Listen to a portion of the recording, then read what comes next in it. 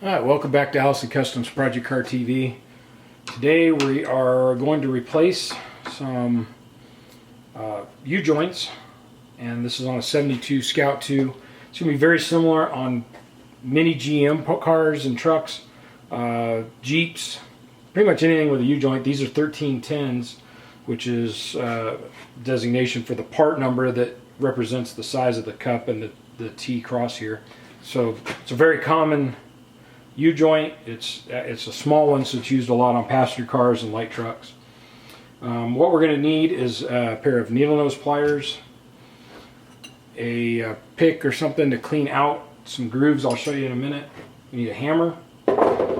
We need a couple sockets. These are 3/4. They fit inside the fittings, and I'll show you that. And we need our new U-joint. So this is a GMB. Their part number is 210-1200, 210-1200, but it's just a 1310 U-joint. Okay, so the first thing we need to do, and I took a wire wheel and cleaned everything up a little bit, we need to take out the clip. Sometimes you will have this clip here, and you can get these with a pair of pliers. Sometimes it's going to look more like this C, and you get kind of a pick in one end and start prying it out. There's a couple different styles. These are probably the easiest ones because you can get them with the pliers. And I see that. There we go. So there's a groove inside there that this locks into.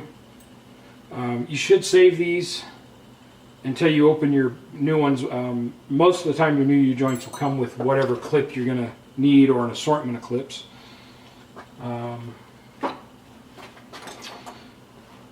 Then if you need to look, if your U-joint has a nut zert or a grease zert, this one does.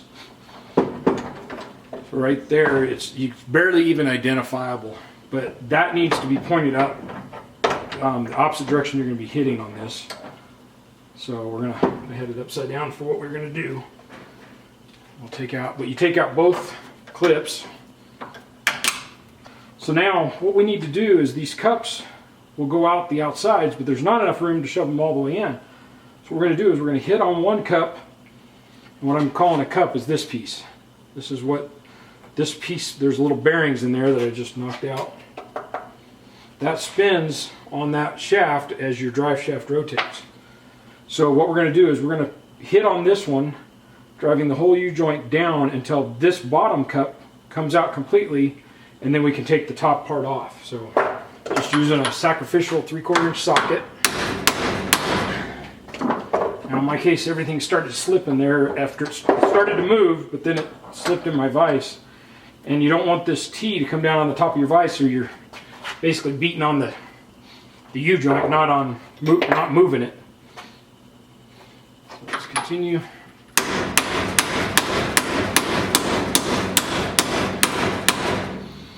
And once it bottoms out down there,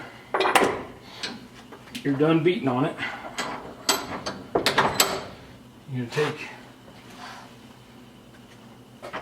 well, this one's going to come out, looks like on its own, so I was able to pull that one off. And this one, there it goes. Need a little more force. Those bearings were completely crumbled in there.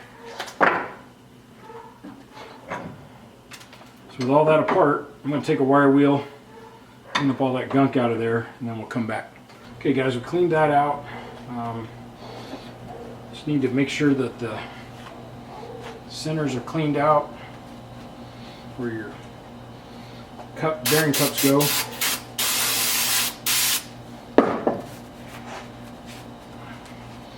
like I said, we want to have a little pick tool in the groove that clip goes into, the retaining clip. Just clean that out.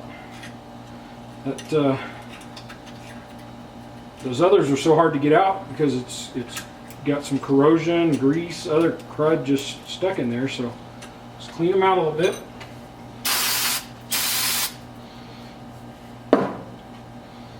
When you're done with that, we're ready to install the new one. So your new one,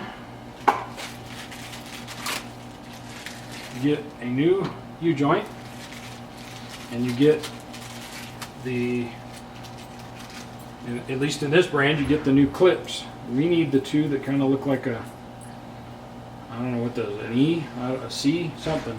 They're just not those.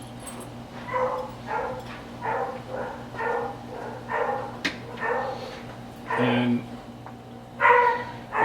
we want this not pointed down when we're going to start working on it, because we don't want to actually damage it. We're going to take 2 cups off.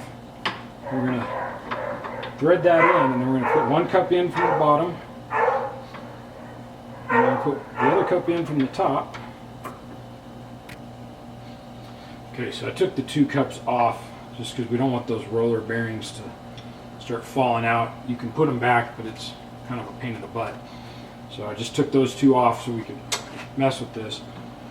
Now, once you get it partially on, just tap it. Don't beat on it. You're not trying to install them that way. You just want to tap so that they won't fall out.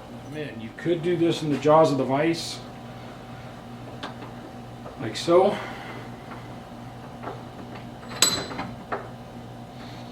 You crank down on your vise, and you can see it pushing the cups into the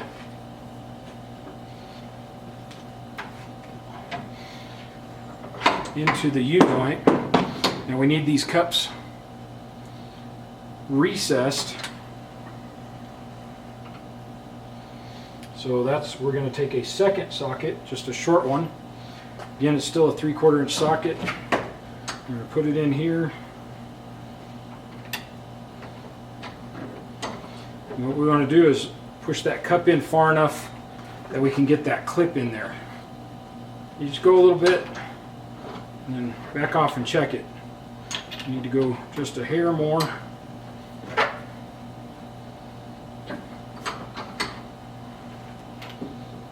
And we have the groove is showing. So now we can install our E-clip on this side, or C-clip, whatever we're calling this thing.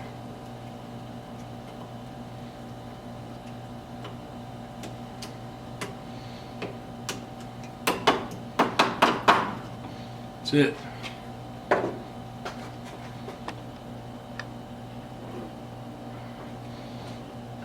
That one's in all the way, and we probably have that cup pushed just a little too far.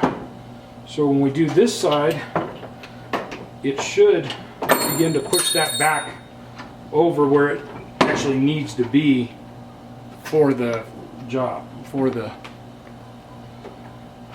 proper spacing.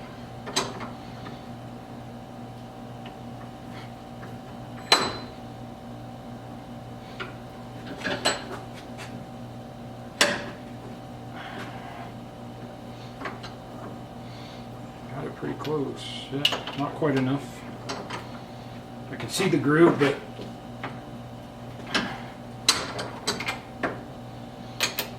still need a little more. And this is probably where it's going to have to push the joint over.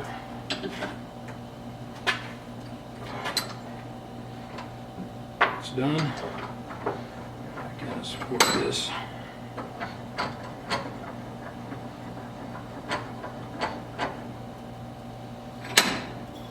Take our other clip, our needle pliers, all we're doing is squeezing that together.